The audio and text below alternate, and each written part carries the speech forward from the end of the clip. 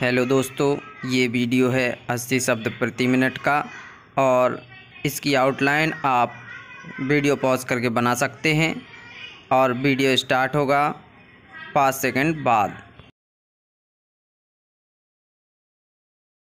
Start. कोई माने या ना माने, लेकिन सच यही है कि भारत में इस समय जिस तरह का लोकतंत्र चल रहा है उससे लोग अब बुरी तरह से ऊब चुके हैं। भारत में अब लोकतंत्र का दूसरा मतलब अब बिना किसी डर के खुला भ्रष्टाचार और पद पर बैठकर चाहे जिस तरह की बेईमानी करना हो गया है।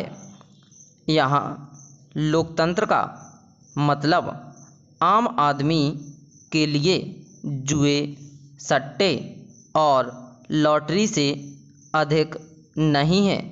देश के लोग जिस प्रकार कोई आदमी लॉटरी में करता है कि एक बार इस लॉटरी का टिकट लिया और उसमें अगर इनाम नहीं मिलता तो फिर किसी दूसरी लॉटरी में किस्मत आजमाने के लिए टिकट खरीद लिया।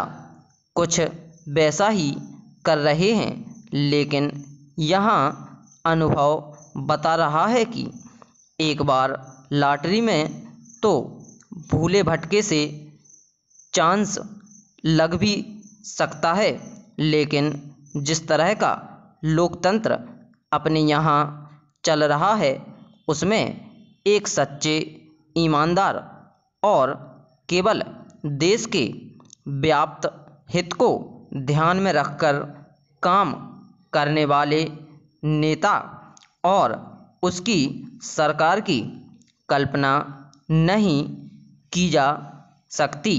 भले ही हमारे पितृ पुरुषों ने बहुत सोच समझकर संविधान को बनाया हो और उसमें आज जिस तरह का लोकतंत्र चल रहा है उसको लोक राज्य ही सबसे श्रेष्ठ विधा माना हो, लेकिन समय की कसौटी ने बता दिया कि लोकतंत्र के नाम पर भारत में जो ग्रहण लगा है, अर्थात भ्रष्ट, स्वार्थी और नैतिकता से विहीन पद्धति चल रही है, वैसे दुनिया की किसी अन्य शासन व्यवस्था में नहीं है।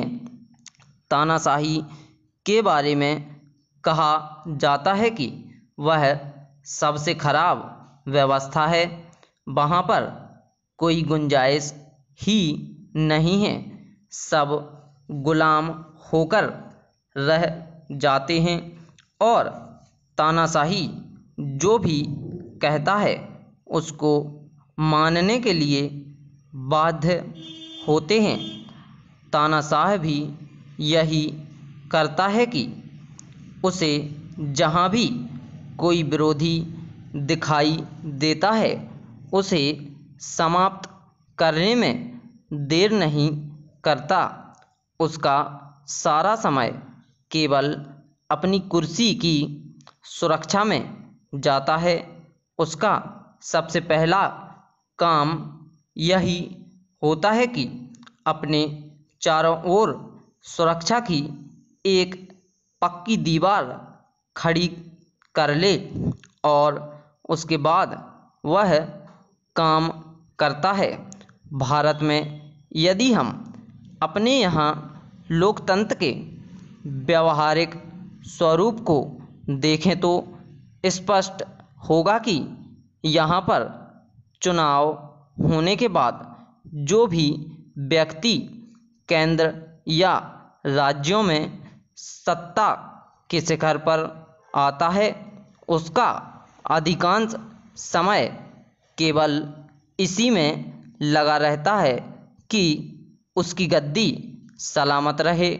यदि उसकी पार्टी में किसी प्रकार का असंतोष नहीं है और कोई उसे चुनौती देने की स्थिति में ना हो